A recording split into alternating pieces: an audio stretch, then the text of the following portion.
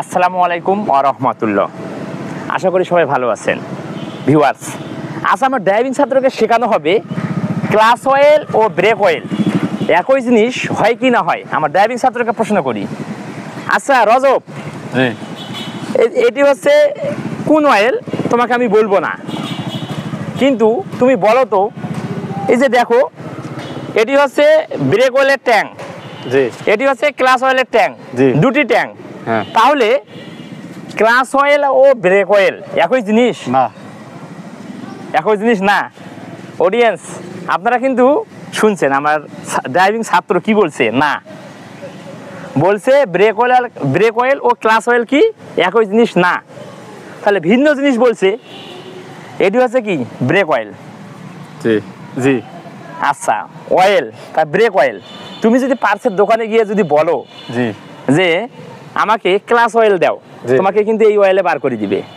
যদি break oil বলো, তাও এই অয়েল বার করে দিবে। কারণ কি একই জিনিস। তাহলে এই যে আজকে তুমি দেখো ড্রাইভিং ক্লাসে গাড়ি চালানো শিখছো, এটা কি বেসিক ধারণা, আউট নলেজ, অভিজ্ঞতা অবশ্যই মনে থুবা।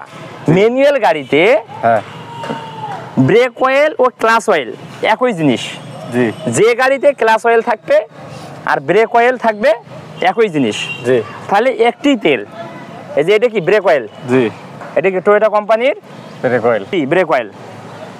তাহলে তোমার যদি এখন দেখা যায় এটি হচ্ছে ক্লাস অয়েলের ট্যাঙ্ক, ওভারফ্লো ট্যাঙ্ক, ক্লাস অয়েল কম আছে, ক্লাস অয়েল তুমি কি ঢালবে। আচ্ছা গেল, এখন এই যে ব্রেক অয়েল কম আছে, ব্রেক অয়েল ঢালবে, কোনটা ঢালবে? এই এক অয়েলেই।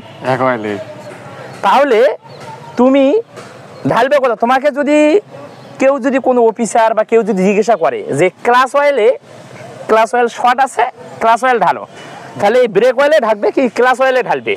তোমাকে যদি বলে ব্রেক অয়েলে ঢালো, ব্রেক অয়েলে ওভারফ্লো ট্যাঙ্কে ঢালো, ব্রেক অয়েল শর্ট আছে, ব্রেক অয়েলে ঢালবে, তাহলে ট্যাঙ্ক দুটি কিন্তু অয়েল কি একটি।